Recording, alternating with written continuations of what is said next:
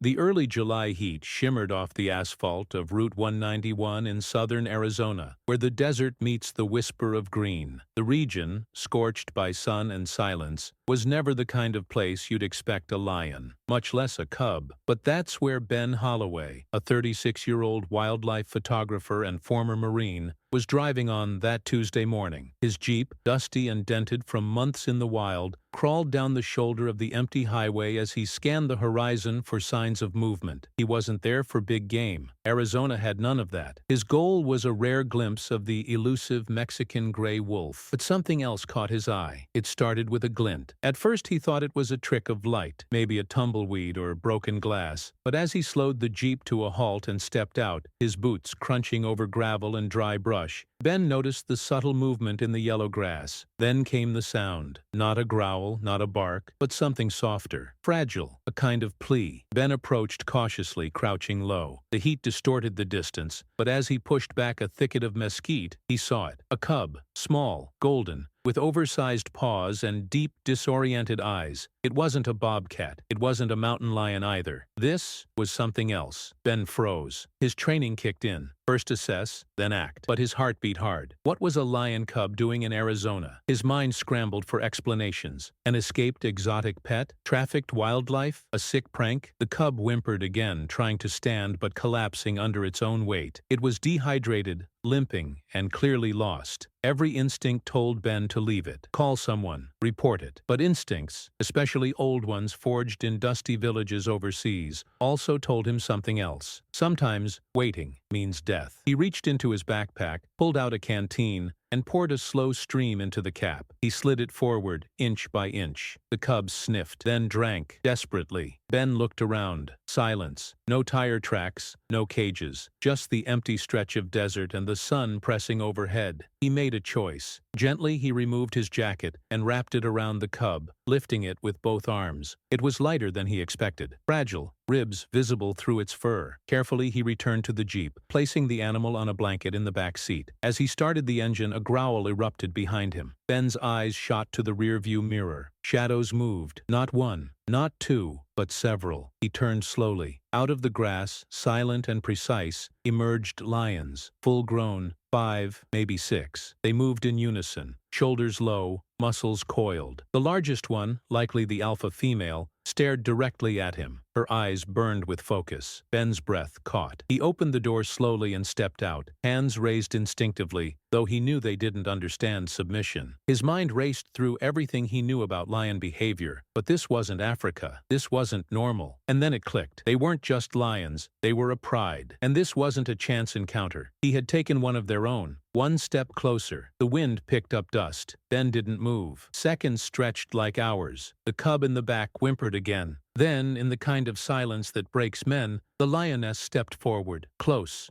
enough that Ben could see the flecks of dust on her whiskers. She didn't roar. She just watched. Ben whispered, barely audible, "You want your baby back?" He nodded. No sudden movements. He turned slowly, opened the back door, and stepped aside. The lioness moved past him. No rush, no hesitation. The cub tried to stand again, its tail wagging weakly. And then, in one breathtaking moment, she reached in, lifted her cub by the scruff of its neck, and turned away. One by one, the lions melted back into the desert, like ghosts returning to legend. Ben stood there, sweat trickling down his temple, heart pounding so loudly he could hear it echo in his ears. He hadn't just witnessed nature. He'd crossed into something primal, ancient, and untamed. And that was only the beginning. The story might have ended there. Just a man, a lion cub, and a silent understanding in the Arizona wild. But Ben Holloway wasn't the kind of man who could walk away from unanswered questions, and something about that morning gnawed at him. Lions, in Arizona, not one, not two, but a pride. Back in his Jeep, his hands still trembling slightly from the adrenaline,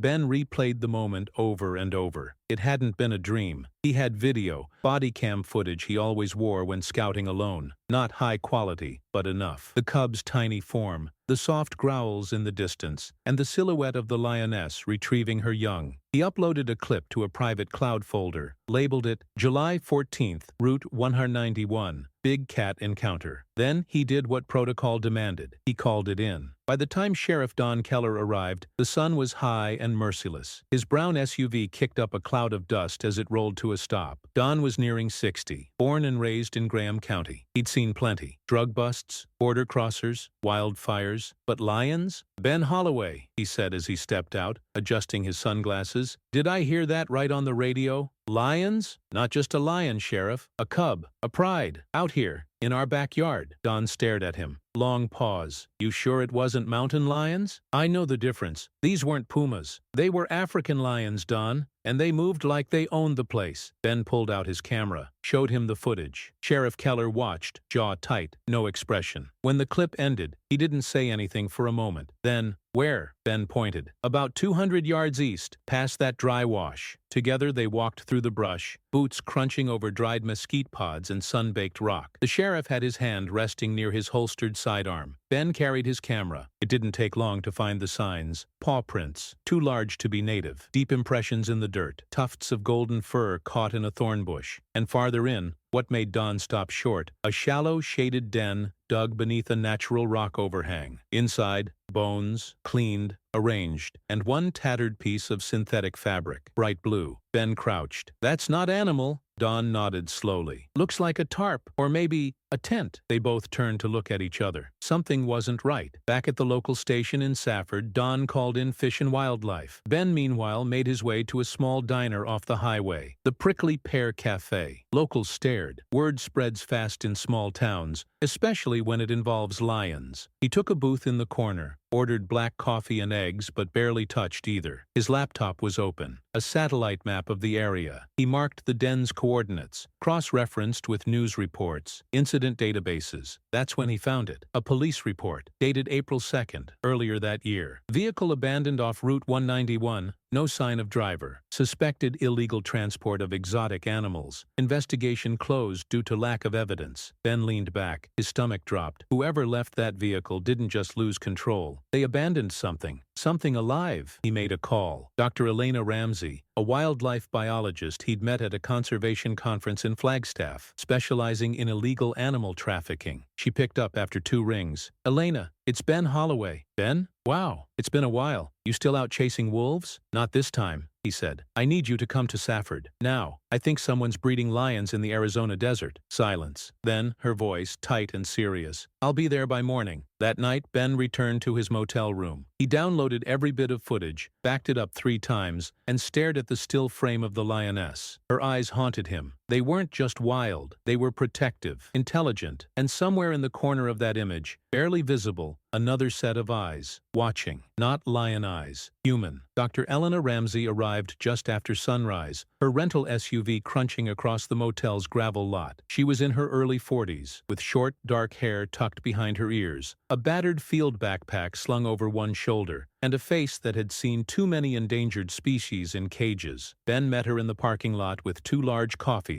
and a folder already printed. You weren't kidding, she said, flipping through the stills he'd extracted from the footage. He shook his head. They're real, Elena. A whole pride. African lions, at least 6 adults, 1 cub, and they're organized. She didn't respond immediately. Instead, she closed the folder and looked him in the eye. If they're breeding in the wild out here, that's not just a conservation issue. That's a federal nightmare. Private zoos, exotic pet trade, possibly worse. Ben took a breath. There's more. A site near the den. Shreds of tarp, bones, arranged like feeding remains, human materials present. Poachers? She asked. Or someone trying to hide a failed transport? Sheriff Keller said there was an abandoned vehicle 3 months ago. No charges filed. She frowned. How the hell does a pride of African lions survive in Arizona? There's not enough prey, not enough water. They would have died off unless someone's been feeding them. The implication hung in the hot morning air. Someone brought them here. and someone was still involved. They left immediately, driving east toward the canyon. Ben had already marked the site on GPS. It was remote, surrounded by cliffs and washes that could easily conceal movement. As they hiked in, Elena kept taking samples. Fur, scat, even claw marks etched deep into the bark of a desert willow. "They're healthy," she murmured, almost in disbelief. "Which means they're eating regularly," Ben nodded, "and comfortable enough to not fear humans." They reached the den site again. Bones picked clean, fresh tracks, new ones. Elena crouched. "These weren't here 2 days ago." Ben's body tensed. "You're saying they were here last night?" She nodded, and then she stood up quickly, eyes narrowing at something near a rock. She stepped forward, gently moving aside a branch. A metal bowl, stamped underneath, "Suncrest Exotic Wildlife Ranch, property of Marcus E. Thorne." Ben stared at the name, already reaching for his phone. "Suncrest was shut down. I remember the case. California, 2 years ago. Animal rights violations, missing animals. The guy disappeared." Elena's voice dropped. "Then he didn't disappear. He moved here." That night they met again at the sheriff's office. Sheriff Keller had called in U.S. Fish and Wildlife Enforcement, but bureaucracy was slow. What they needed was faster. "We're dealing with someone dangerous," Keller said, placing a dusty case file on the desk. "Marcus Thorne had a record. Fined twice. Lost his license to house exotic predators. But he had a network of buyers. Some rumors even linked him to underground fight rings." Ben's stomach turned. "I think," Keller continued, "he never stopped. He just came out here where no one looks. And now he's breeding lions in the desert," Elena added. The sheriff leaned forward. "Not just breeding, probably conditioning. That cub didn't fear Ben. It was dehydrated, yes, but calm, as if it had already been around people. You don't get that from wild births. Someone's raising them." The room fell silent. Finally, Ben spoke. "We need to find out where." Keller nodded. "I'll get a warrant, but out there, it could take days to find a camp, if it even exists above ground. And if Thorne's still running a business, he's watching the area." Ben looked at Elena. "I'll go back out tomorrow," he said. "North of the den, there's a ridge line with a view over the basin. If there's movement, lights, sound, I'll see it." She hesitated. "You sure? You'll be alone out there?" He gave a weak smile. "It won't be the first time." By early the next morning, Ben was deep in the basin. His pack was heavier this time. Thermal gear, drone, and an extra satellite battery. The climb up the ridge took hours, but from the top, the valley unfolded beneath him. Flat, empty, quiet. Until dusk, at exactly 7:22 in the evening, a light flickered in the far east corner of the canyon. Not bright, shielded, as if someone had opened the door of a shipping container for a second too long. Ben deployed the drone, silent, infrared. As it rose into the orange sky, he piloted it carefully toward the light's origin, and then he saw it. 3 metal containers, camouflaged under netting and desert brush. One was half buried, 2 had small solar rigs, and beyond them what looked like a crude pen, no larger than a barn. But inside, even from thermal readings, shapes moved. Large shapes. One sat still, breathing. The other paced in tight, anxious circles. Then, a 4th heat signature, smaller, human, holding something that shimmered in the drone's view. "A rod? A cattle prod?" Ben whispered to himself. "They're training them." And just as he was about to pull back the drone, the figure stopped, turned, looked straight at the drone lens. Then, the signal cut out. Static. Black screen. Ben's heart dropped. They knew. They saw him. He ducked behind a rock, shut down the tablet, and flattened himself to the ridge. The night swallowed the desert, and somewhere, out there in the dark, they were coming. Ben Holloway remained perfectly still, pressed against sun-heated stone on the edge of the canyon ridge. The silence around him was heavy, not peaceful, but waiting. Somewhere below, in that basin of buried metal and hidden predators, someone had seen the drone. Someone now knew they weren't alone. His mind raced, calculating options. The trail down was exposed, too obvious. Staying up here meant losing elevation, but possibly gaining time. Every instinct screamed move now, but every muscle refused. Then a sound. Not natural, not wind, not animal. A motor. Low. Electric. Maybe an ATV. Ben reached into his pack, slid